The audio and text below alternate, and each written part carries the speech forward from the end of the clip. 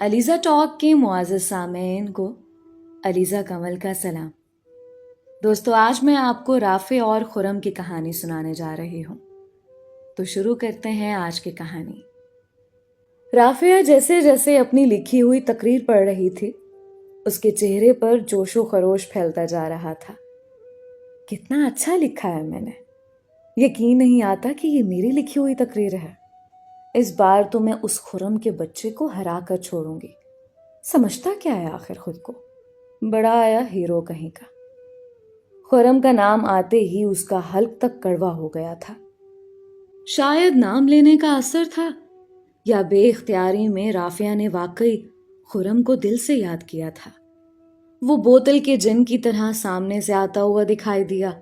ارے وہ دیکھو، شیطان کا نام لیا اور شیطان حاضر۔ رافعہ کے ساتھ کھڑی نمرا نے اس کو ٹوکا۔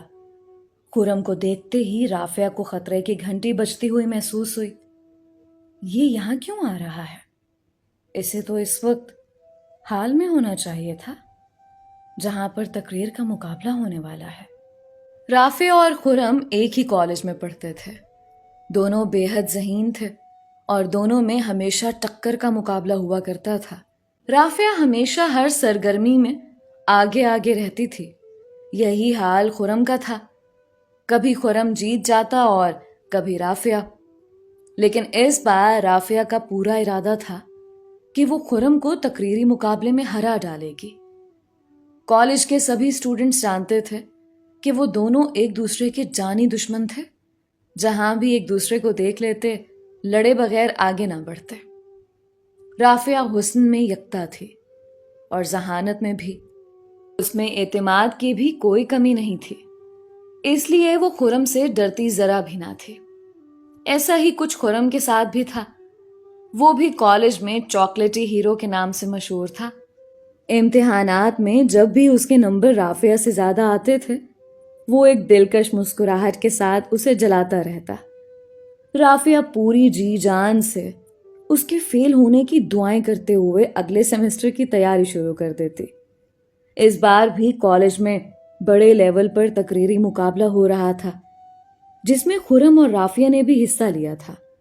خرم بہت اچھا مقرر تھا، کم تو رافعہ بھی نہ تھی، اسی لیے دونوں ہی ایک دوسرے کو ہرانے کے لیے پوری طرح بےتاب تھے اور ایڑی چوٹی کا زور لگا رہے تھے۔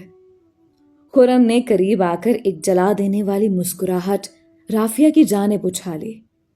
رافعہ نے جلدی سے اپنے ہاتھ میں موجود تقریر کا پرچہ اپنے پیچھے چھپا لیا۔ وہ نہیں چاہتی تھی کہ خرم کو ذرا بھی اندازہ ہو کہ وہ اس مقابلے کو جیتنے کے لیے کتنی بےتاب ہے۔ اوہو، لگتا ہے یہاں کوئی تقریر کرنے کی تیاری کر رہا ہے۔ بلا وجہ کی محنت کرو گی بے وقوف لڑکی، تمہیں پتا تو ہے کہ جیت ہر بار کی طرح میری ہی ہوگی۔ اس کی بات نے رافعہ کے اندر انگارے ہی تو بھر دیے۔ آخر یہ خود کو سمجھتا ہی کیا ہے؟ منہ دھو کر رکھو اپنا خوش فہم انسان۔ لازمی نہیں ہے کہ ہمیشہ چیٹنگ کر کے تم جیت جاؤ۔ ویسے بھی آج کے اس مقابلے میں جیت میری ہی ہوگی اور میں ثابت کر دوں گی کہ میں تم سے بہتر ہوں۔ رافعہ نے بڑے اعتماد سے اسے جواب دیا، لیکن وہ ڈھیٹ تھا، آگے سے مسکراتا ہی رہا۔ اسے مسلسل مسکراتا دیکھ کر رافعہ کا خون کھول کر رہ گیا۔ چلو نمرا یہاں سے، اس ڈھیٹ کو تو کوئی اور کام ہی نہیں ہے، جب دیکھو آ جاتا ہے اپنی کامیابیوں کا پرچار کرنے۔ رافعہ نمرا کو لے کر آگے بڑھ گئی۔ خرم کی مسکراتی نظروں نے دور تک اس کا پیچھا کیا۔ مقابلے کا وقت ہو گیا تھا۔ سارے اسٹوڈنٹس گرینڈ ہال میں جمع ہو رہے تھے۔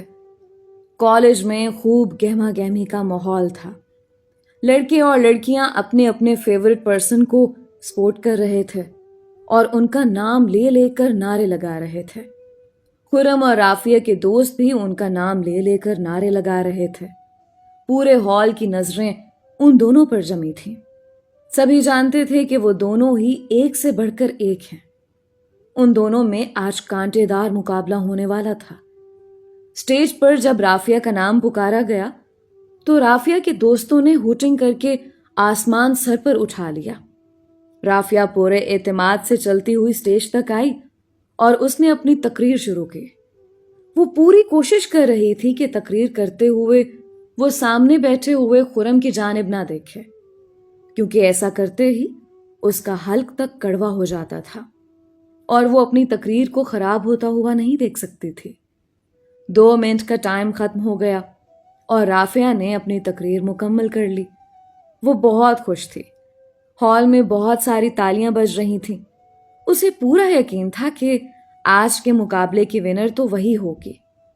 लेकिन अभी खुरम की बारी तो आनी थी। स्टेज से नीचे उतरते हुए राफिया ने एक नजर उस जानिब देखा जहां खुरम अपने दोस्तों के दरमियान बैठा था। उसके होंठों पर वही दिल जला देने वाली मुस्कुराहट थी। राफिया को देखते ही उसने दोनों उंगलियां उठाकर विक्ट्री का निशान बनाया और राफिया सुलग कर रह गई। ना जाने खुद को समझता क्या है। आज जब हारेगा तो पता चल जाएगा इसे कि कितने पानी में है। आज तो मुझे यकीन है कि मैं ही जीतूंगी। थोड़ी ही देर के बाद स्टेज पर खुरम का नाम पुकारा गया। हॉल एक बार फिर तालियों से गूंज उठा। इस बार तालियां लड़कियों की साइड से भी बजाई गई थीं। खुरम लड़कियों में बेहद मकबूल था। सारी ही लड़कियों को इसने अपने हुस्न के जाल में फंसा रखा है। पता नहीं कौन बेवकूफ है जो इसे चाहती हैं। मैं तो इसे देखना भी नहीं चाहती। जूस के घूंट पीती हुई राफिया मुसलसल सोचे जा रही थी। तभी खुरम ने अपनी तकरीर शुरू की। वो बड़ी जानदार तकरीर कर रहा था। अल्फाज पर उसकी गिरफ्त बहुत अच्छी थी। सभी लोग महसूर होकर उसकी आवाज सुन रहे थे। वो जितना खूबसूरत था उतना ही अच्छा बोलता था। राफिया के हाथ पांव ठंडे पड़ने लग गए। ये तो बहुत अच्छी तकरीर कर रहा है, कहीं ये मुझसे जीत ही ना जाए।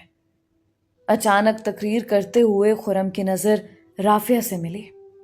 वो सफेद होते हुए चेहरे के साथ कुछ सोच रही थी कि अगर आज वो हार गई तो खुरम उसका क्या हशर करेगा। अचानक खुरम के मुंह से निकलते हुए अल्फाज आपस में गड़मड़ हो गए और वो बिल्कुल खामोश हो गया। शायद वो अपनी तकरीर भूल गया था। उसने अपनी तकरीर दोबारा से करना शुरू की, लेकिन फिर भूल गया। पूरे हॉल में अफसोसनाक आवाजें गूंजने लगीं। कोई यकीन ही नहीं कर पा रहा था कि खुरम जैसा बेहतरीन मुकर्रर अपनी तकरीर कैसे भूल सकता है। खुरम ने थोड़ी देर तकरीर याद करने की कोशिश की और फिर माइक रखकर कंधे उचका दिए। राफिया को तो यकीन ही नहीं आ रहा था कि आखिर ये हो क्या गया है। खुरम तकरीरी मुकाबले से बाहर हो गया था। वो अपनी तकरीर कैसे भूल गया। जैसे ही खुरम मुकाबला अधूरा छोड़कर स्टेज से नीचे उतरा, राफिया की सांस में सांस आई। खुशी की एक तेज लहर उसके अंदर दौड़ गई। पूरे कॉलेज में सिर्फ एक खुरम ही था जो उसे हरा सकता था। उसकी खुशी छुपाए नहीं छुप रही थी और आखिरकार ऐसा ही हुआ। जब विनर्स की अनाउंसमेंट हुई तो सबसे पहला नंबर राफिया का था।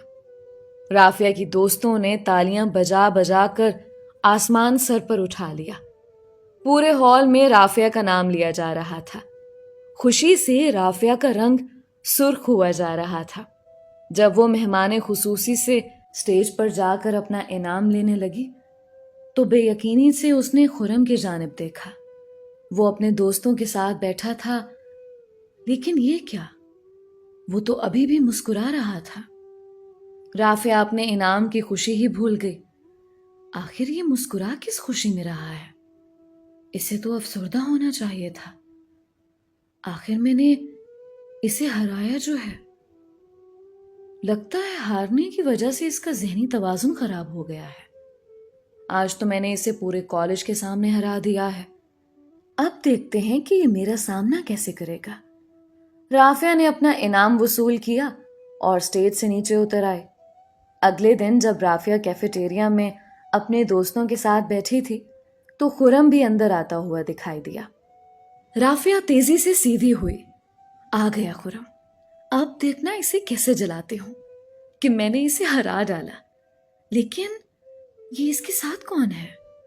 رافع اور اس کی دوست حیرت سے دیکھ رہی تھی۔ خرم ایک لڑکی کے ساتھ کیفیٹیریا میں داخل ہو رہا تھا۔ لڑکی بے حد خوبصورت تھی اور ماڈرن بھی۔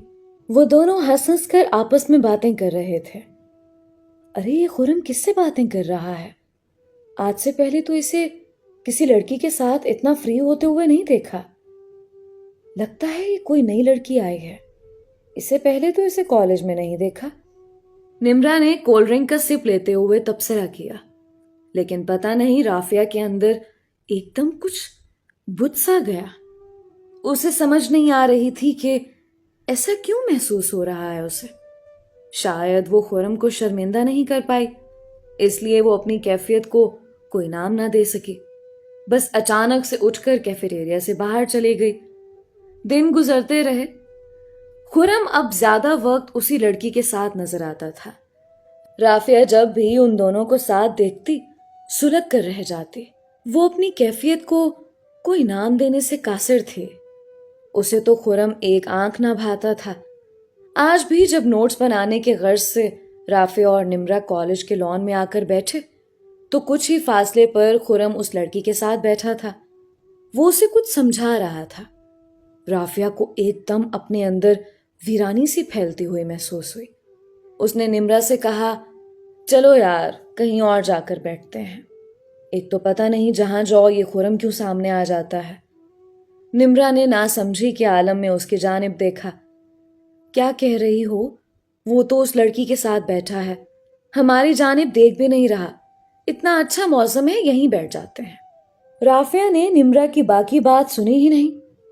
اس کے ذہن میں تو بس یہی جملہ اٹک گیا کہ وہ تو ہماری جانب دیکھ بھی نہیں رہا۔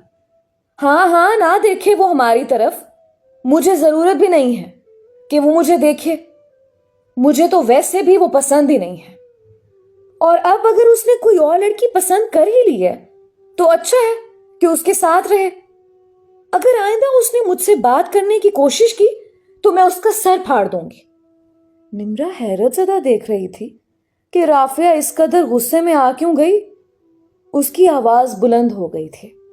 آس پاس کے سبھی اسٹوڈنٹس مڑ مڑ کر اس کی جانب دیکھنے لگے۔ شاید خرم نے بھی اس کی بات سن لی تھی۔ وہ بھی سر اٹھا کر رافعہ کی جانب دیکھ رہا تھا۔ اچانک رافعہ کو احساس ہوا کہ اس نے بہت اونچی آواز میں بات کی ہے۔